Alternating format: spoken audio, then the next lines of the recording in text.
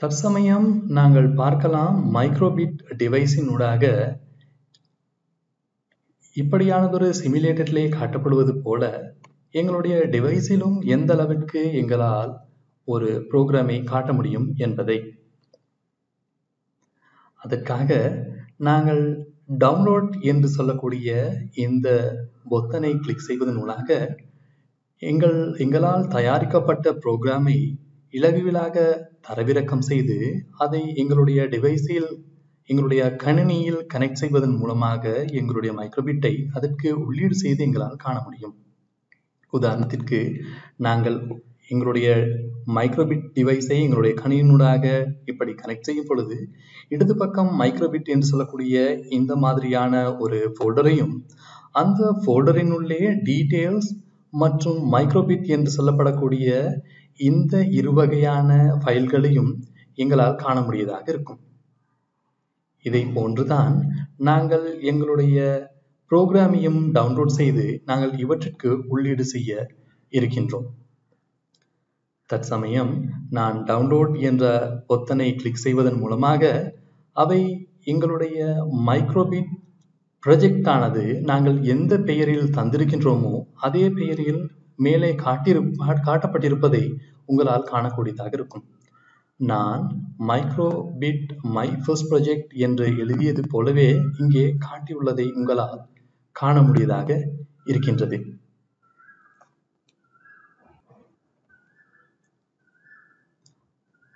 அதாவது எங்களுடைய ஃபைல் இப்பொழுது தரவிறக்கம் அதாவது டவுன்லோட் செய்யப்பட்டுள்ளது. இவற்றை நாங்கள் எப்படி மைக்ரோபிட் டிவைஸினுள் உள்ளீடு செய்வது என்பதை பார்க்கலாம். முதலில் எங்களுடைய ஃபைலை நாங்கள் ஓபன் செய்து கொள்ள வேண்டும்.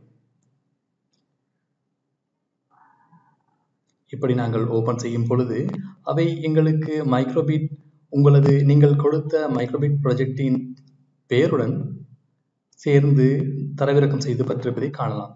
இடது பக்கத்தில் மைக்ரோபிட் என்று சொல்லக்கூடிய இந்த ஃபோல்டரை நீங்கள் செலக்ட் செய்யும் போது அல்லாவிடின் இப்படி செலக்ட் செய்து உங்களால் டிராக் செய்து மைக்ரோபிட் டிவைஸின் உள்ளே உங்களால் உள்ளீடு செய்ய முடியும். அப்பொழுது காப்பி என்று சொல்லப்படக்கூடிய இந்த புரோகிராமானது ஓபன் செய்யப்பட்டு அவை பரிமாற்றம் அடையும். நாங்கள் காப்பி செய்த அந்த ஃபைலை நாங்கள் தரவிறக்கம் செய்து எங்களுடைய கணினியின் மூலமாக காப்பி செய்த ஃபைலை நாங்கள் இப்பொழுது மைக்ரோபிட் டிவைஸினூடாக உட்செலுத்தும் போது இப்படியானதொரு உருவத்தை நாங்கள் எப்படி சிமுலேட்டரில் கண்டுகளித்தோமோ அதே போல இந்த இடத்திலும் காணக்கூடியதாக இருக்கும். உங்களுக்கு இலகுவில் புரிந்து கொள்ளக்கூடியதக்கதாக இந்த வீடியோவில் காட்டப்பட்டிருப்பது போல சரியான முறையில் சிமுலேட்டர் எப்படி வேலை செய்கிறதோ அதே போல எங்களுடைய மைக்ரோபிட் என்று சொல்லப்படக்கூடிய இந்த டிவைஸும் எங்களுக்கு தெரியப்படுத்துவதாக இருக்கின்றது.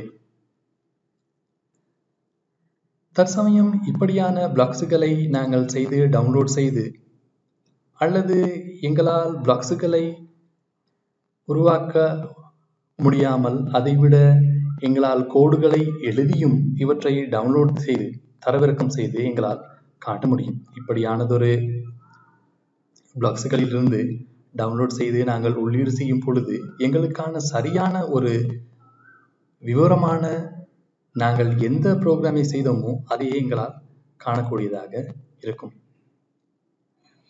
மீண்டும் நான் என்னுடைய மைக்ரோபிட் டிவைஸை ஓபன் செய்து கொள்கிறேன்.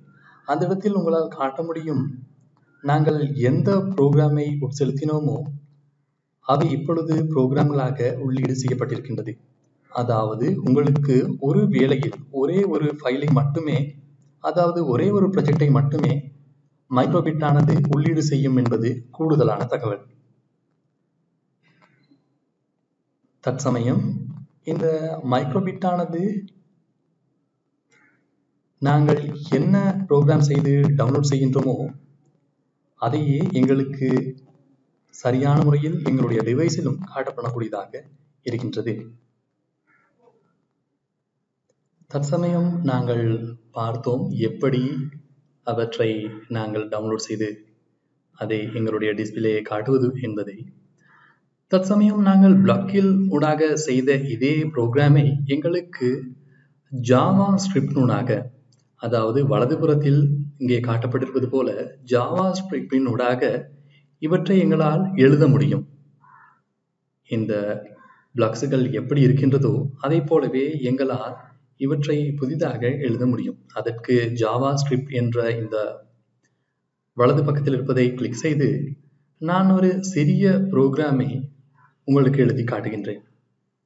அதற்கு முதலில் பேசிக், அதோடு இந்த இடத்தில் காட்டப்பட்டிருக்கிற ஷோ ஐக்கன் என்று சொல்லக்கூடிய ஆப்ஷனை செலக்ட் செய்து ஒரு இதய வடிவிலான ஒரு உருவத்தை நான் உங்களுக்கு காட்ட விரும்புகிறேன்.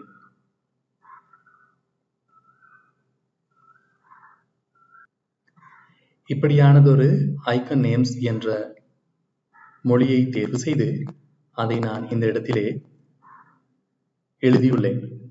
இப்பொழுது உங்களால் காண முடியும், மேலே இருப்பது போல இவையும் ஒரு கோடாக எழுதப்பட்டிருக்கிறது.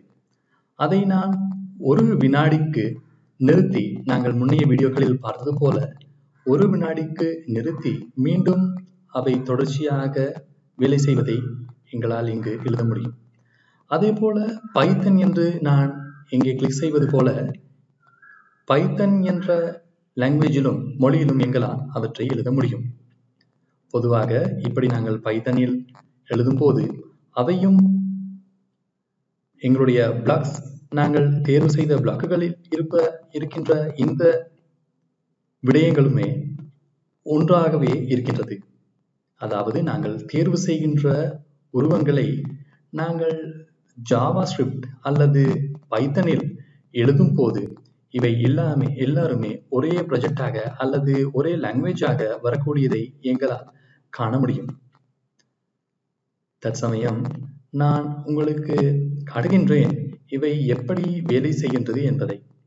நாங்கள் எப்படி புரோகிராமை எழுதினோமோ அதையே இந்த கீழே இருக்கிற பிளாக்ஸுகள் புதிதாக வந்திருப்பதை உங்களால் காண முடியும். நாங்கள் ஹார்ட் என்ற உருவத்தை எழுதினோம், அதே போல 100 மில்லிசெகண்ட் என்றதை எழுதினோம். இப்பொழுது நாங்கள் அதை டவுன்லோட் செய்து அவை எப்படி மைக்ரோபிட் டிவைஸின் உள்ளே உள்ளீடு செய்கின்றது என்பதை பார்க்கலாம். தற்போது நாங்கள் எப்படி எங்களுடைய டிவைஸில் இருந்து எங்களுடைய கணினியில் நாங்கள் செயல்பட்ட, அதாவது எங்களால் உருவாக்கப்பட்ட புரோகிராமை டவுன்லோட் செய்து அவற்றை மைக்ரோபிட் டிவைஸினூடாக உள்ளீடு செய்து எவ்வாறானதொரு முறையில் அவை வெளியில் டிஸ்பிளே செய்யப்படுகின்றது என்பதை நாங்கள் பார்த்தோம். இப்படியாக நீங்கள் டவுன்லோட் செய்து உள்ளீடு செய்வதனூடாக உங்களால் அமைக்கப்பட்ட புரோகிராம்களை நீங்கள் உங்களுடைய மைக்ரோபிட் டிவைஸிற்குள் உள்ளீடு செய்து கண்டுகளிக்கலாம்.